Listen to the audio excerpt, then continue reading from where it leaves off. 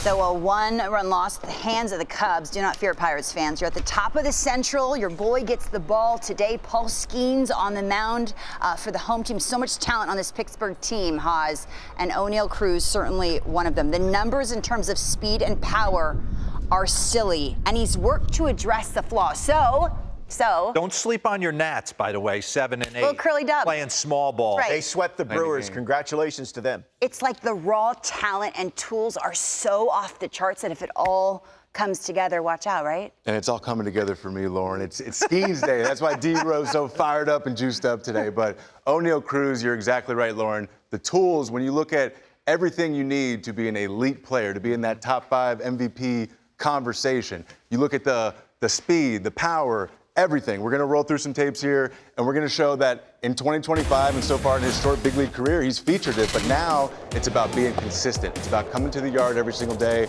with a plan, and that plan's got to change. One day it's going to be this, one day it's going to be that, but this is the consistency right here, D-Ro. Look at the speed. He's 6'7", he moves, he knows how to run the bases, he's fearless, gets good jumps, and then the power. I mean, getting the ball pull side in the air, what's that feel like, right, D-Ro? Must be nice to be able to do that. And that's 94 in the inner half, going dead center to right center-ish, but staying inside. So point proven. That's a slider, hook down the line, Miami. You see he's got it. Hey, pause this real quick, because I want to tell this story. Kansas City. We're at the home run derby at Truist last year. Me and my son were standing on the first base side, and he starts going through his round. Every other person that got in the box, we were all kind of just hanging out. When Oneil came up, I was like, Brooks, head on a swivel. I don't know if we'll have time to react if he gets out in front of one. He was hitting the ball that hard. And he's got juice, and you can tell, but this is perfect. You can run it. You pause it. No, stay right here. You're right. Because even if you go back to the setup, you see he's narrow. I'll show you right here in the box lefty, so we're looking this way. I'm juiced up now, D-Ro. You got me juiced up. So you see he's more upright and arrow. Hitters, some way, you want to break down hitting into 2 parts. You can either go backside or front side, or you just go lower and upper. And I think what Oneil Cruz did is you see the narrow with the hips. He's straight. He's not open. He's not closed. So I think he's cutting his load off a little bit here in 2025. To your point, D-Ro and BP, it's relaxed.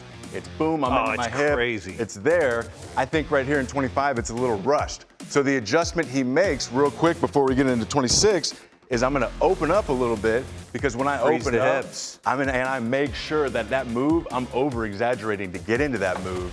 So now he's into his front hip. He's working into the front side. Everything just cleans up. The chase, everything. You're seeing the ball so much better. You're getting more time. So again, let's finish up the 2025. It's in there. How do we get this guy to be consistent? How do we get this to show up every single day for 162 games? So most batted balls over 115. He's 99th percentile. I mean, he's got them doubled.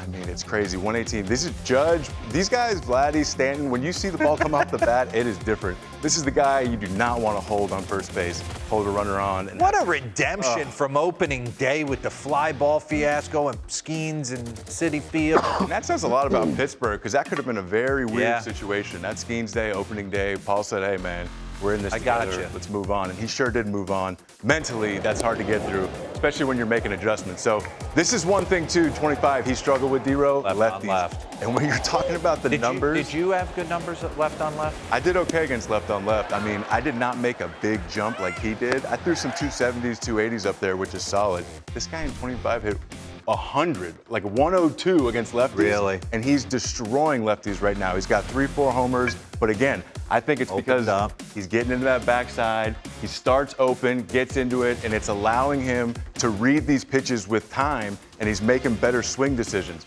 You put that with a 99th percentile bat speed, that's going to play. It's going to play long term. So let's dive into the tape of the good stuff here. You can tell, first things first, this is the side angle. So you're going to be able to see him get into that front side and really work into it.